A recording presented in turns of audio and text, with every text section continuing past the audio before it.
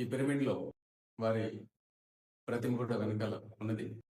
మొట్టమొదటిసారి ఒక ఫోటో చూసినప్పుడు 'మహావతార్ బాబాజీ' ఫోటో చూసినప్పుడు ఫోటో నుంచే ఒక అద్వితీయమైన, అద్భుతమైన అనుభూతి నాకు కలిగింది. మొట్టమొదటిసారి 2018లో. ఆయన ఎవరు? ఎందుకలా కళ్ళు తెరిచి ఉన్నారు అని తెలుసుకోవడానికి ప్రయత్నం చేసినప్పుడు, ఒకే ఒక ఆత్మకథ పుస్తకాన్ని నాకు వేరే వాళ్ళిచ్చి బాబాజీ గురించి చెప్పారు.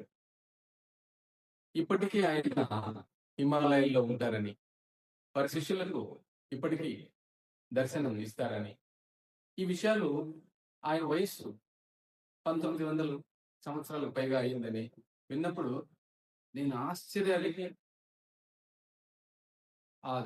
అంటే ఒక అనుభూతికి లోనయ్యాను. ఇలాంటి వ్యక్తులు కూడా ఇంకా ఉన్నారా అని అనిపించింది. అప్పటికి కొంత ధ్యానం చేసి అలవాటు ఉన్నది. తర్వాత ప్రతిరోజు ధ్యానంలో కూర్చున్నప్పుడు ఆ ఫోటో చూసినప్పటి నుంచి నేను ధ్యానంలో కూర్చొని కళ్ళు మూసుకోగానే ఎదురుగా ఆ ఫోటోలో ఎలా ఉన్నారో అలాగే నాకు కనపడేది. ధ్యానం ఇలా కళ్ళు మూసుకోగానే ఎదురుగా ఫోటోలో బాబాజీ ఎలా ఉన్నారో అలాగే కనపడేది.